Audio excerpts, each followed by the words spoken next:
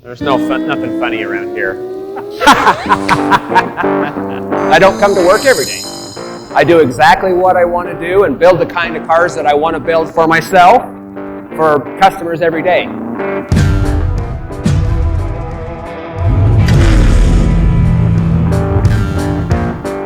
My name's Jeremy Davies. I'm from Arco, Idaho, and I'm the lead car builder here at Speedtech Performance. The Nova project that I just finished up was a car built for someone else. Another guy bought it and finished it, didn't fit him. So I moved the seat, moved the brake pedal to better fit the customer. The fuel system that was in the car wasn't sufficient for the horsepower level he built the motor to.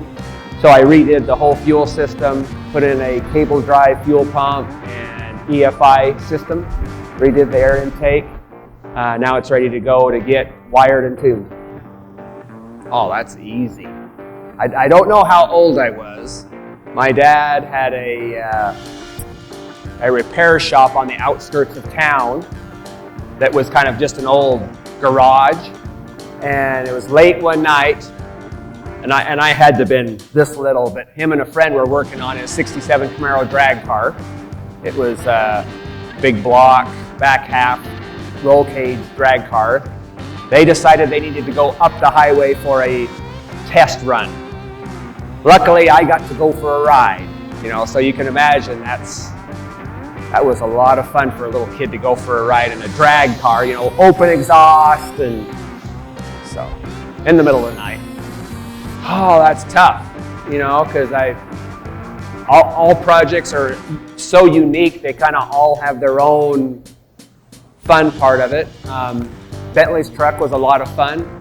We did so many custom mods to the bed and the firewall, inner fenders, and when you're involved with every part of the build from the beginning, all the metal work, all the assembly, you kind of own it all. Carl's gray Camaro was a lot of fun, so we did a lot of extra trick stuff in that. I don't come to work every day. I do exactly what I want to do and build the kind of cars that I want to build for myself, for customers every day.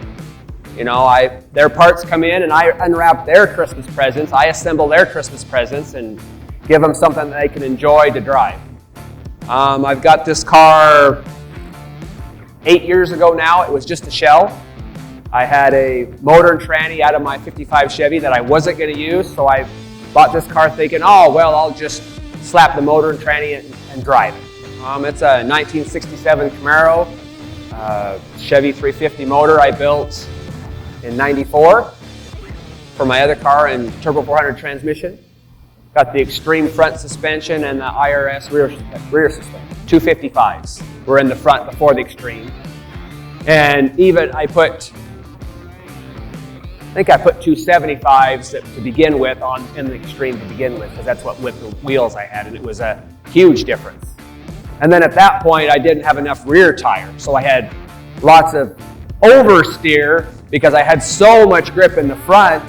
It made it fun to autocross because you were drifting the corners more, just because when you turn the wheel, you turn.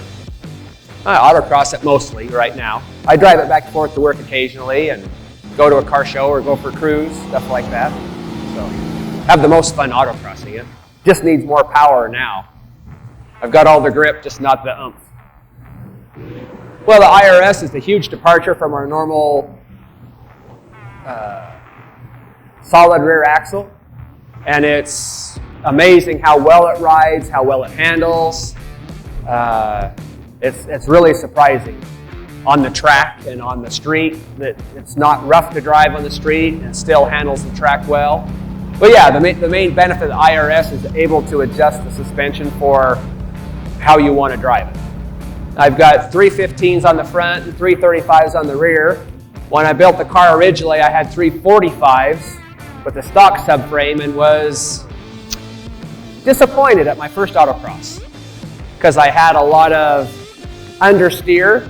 So all it did was push through all the corners, and when I turned the wheel, all it would do is not turn. So I decided to start saving my money and save my money to where I could put the extreme in the front, and it was night and day difference. It's one of those feelings in driving an extreme car, you can't express in words, you actually have to feel the difference.